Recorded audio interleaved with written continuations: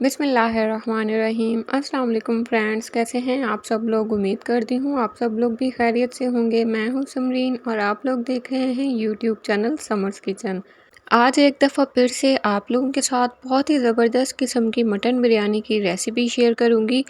आप लोगों ने वीडियो को कंप्लीट वॉच करना है, तो चलें रेसिपी स्टार्ट करते हैं। बिस्मिल्लाहिर्रहमानिर्रहीम। सबसे पहले हम एक पैन में आधा कप ऑयल शामिल करेंगे और 2 मीडियम साइज़ के चॉप किए हुए प्याज शामिल कर देंगे। प्याज को आपने गोल्डन ब्राउन होने तक फ्राई करना है। चम्मच को साथ साथ चलाते रहेंगे। अब हम इसमें 2 टेबल स्पून पानी शामिल करेंगे ताकि प्याज जो है वो जले ना। 500 ग्राम इसमें मटन शामिल करेंगे और 1 टीस्पून इसमें लहसुन का पेस्ट शामिल कर देंगे। 1 ही टीस्पून अदरक का पेस्ट शामिल करेंगे और हम इसको इतना फ्राई करेंगे कि मटन का कलर जो है वो चेंज हो जाए और अदरक लहसुन भी अच्छे से फ्राई हो जाए। अब हम इसमें 2 से 3 टेबलस्पून पानी शामिल करेंगे ताकि अदरक लहसुन का पेस्ट नीचे ना लगे। 4 से 5 हरी इलायची शामिल कर देंगे, 1 बड़ी इलायची, 1 छोटे साइज़ की दालचीनी की स्टिक, 1 टीस्पून साबुत ज़ीरा शामिल करके अच्छे से इन खड़े मसालों को भी गोश्त के साथ फ्राई कर लेंगे। अब हम इसमें 1 टीस्पून धनिया पाउडर शामिल करेंगे, 1 ही टीस्पून ज़ीरा पाउडर भी शामिल कर देंगे, 1 टीस्पून लाल मिर्चों का पाउडर शामिल करेंगे, 1/4 टीस्पून हल्दी पाउडर शामिल कर देंगे।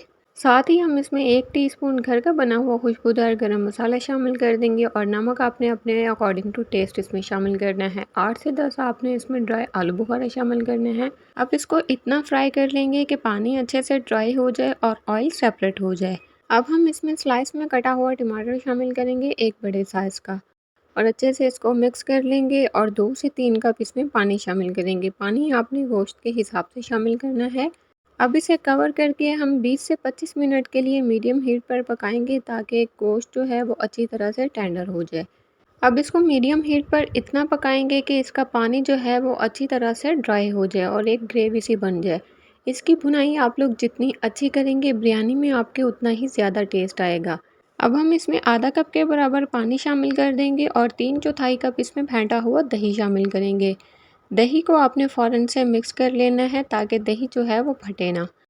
मैंने यहाँ बेबी कॉट मीट का इस्तेमाल किया है जिसे गलने में ज़्यादा टाइम नहीं लगा, क्योंकि बकरे का साइज़ जितना बड़ा होता है और जितनी एज उसकी ज़्यादा होती है फिर उस गोश्त को गलने में उतना ही टाइम लगता है।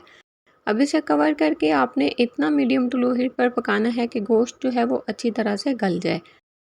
गोश्त जो है वो यहाँ पर बहुत अच्छी तरह से गल चुका है, क्योंकि बेबी गॉट का मीट इस्तेमाल किया था तो इसे गलने में ज़्यादा टाइम नहीं लगा। आप लोग अगर कुर्बानी वाले गोश्त से इसको बनाएंगे तो फिर उसे गलने में ज़्यादा टाइम लगेगा, क्योंकि वो बड़ा जानवर होता है। ग्रेवी आप लोग देख सकते हैं बिल्कुल परफेक्ट है। ग्रेवी आपने इसकी ड्राई नहीं करनी, इस तरह से लिक्विडी सी बनानी है। अब बिरयानी के चावल बॉईल करने के लिए एक बर्तन में 8 कप पानी शामिल करेंगे और 1 टीस्पून ज़ीरा शामिल कर देंगे। इसमें 2 टीस्पून इसमें नमक शामिल करेंगे, 2 से 3 हरी इलायची, 1 दालचीनी की स्टिक, 3 से 4 इसमें हरी मिर्ची शामिल कर देंगे, 1 टेबल स्पून ऑयल शामिल करेंगे। अब हम यहाँ पर 2 कप बासमती राइस इसमें शामिल करेंगे, जिसे मैंने अच्छी तरह से वॉश करने के बाद आधा घंटा भिगो के रखा हुआ था। एक दफ़ा अच्छे से मिक्स करने के बाद आपने चावलों को 90% तक कुक करना है। चावल हमारे कुक हो चुके हैं, पानी हम इनका अच्छे से ड्रेन कर लेंगे। अब हम यहाँ पर पहली लेयर चावलों की लगाएंगे एक पतीले में और अच्छी तरह से इनको सेट करने के बाद दूसरी लेयर आपने जो हमने ग्रेवी तैयार करके रखी थी मज़ेदार सी, उसकी लगा देनी है। बाकी जो बचे हुए चावल हैं ऊपर डाल देंगे और 3/4 कप दूध में 1/4 टीस्पून येलो फूड कलर शामिल करेंगे। आप लोग पानी में भी इस्तेमाल कर सकते हैं मिक्स करके, और इसे आपने चावलों के ऊपर डाल देना है। आप लोग चाहें तो एक जगह भी डाल सकते हैं और पूरे चावलों के ऊपर भी डाल सकते हैं। दम पर रखना है आपने 15 से 20 मिनट लो फ्लेम पर। अगर आप लोग चावलों में पानी या दूध का इस्तेमाल नहीं करेंगे, चावल आपके देखने में तो खिले खिले लगेंगे लेकिन खाने में इसका मज़ा नहीं आएगा, कच्चापन लगेगा इसमें। चावलों में मॉइस्चर होना ज़रूरी है, तभी आपकी बिरयानी बहुत ही मज़ेदार और जूसी बनकर तैयार होगी। आप लोग अगर मेरे चैनल पर न्यू हैं तो जल्दी से मेरे चैनल को सब्सक्राइब कर लें, बेल आइकन को प्रेस करना बिल्कुल मत भूलिएगा ताकि इस तरह की आने वाली मज़े मज़े की वीडियोस आप लोग मिस ना कर सकें। अब आप लोगों ने मेरे कहने पर ईद पर इस रेसिपी को ट्राई ज़रूर करना है। इंशाल्लाह आपको ये रेसिपी बहुत ज़्यादा पसंद आएगी। वीडियो अगर अच्छी लगी हो तो इसे ज़्यादा से ज़्यादा लाइक करके शेयर कीजिएगा फ्रेंड्स में और फैमिलीज़ में। सो फ्रेंड्स, मिलते हैं एक न्यू वीडियो के साथ। तब तक के लिए अपना बहुत ज़्यादा ख्याल रखिएगा, दुआओं में मुझे याद रखिएगा। अल्लाह हाफिज़।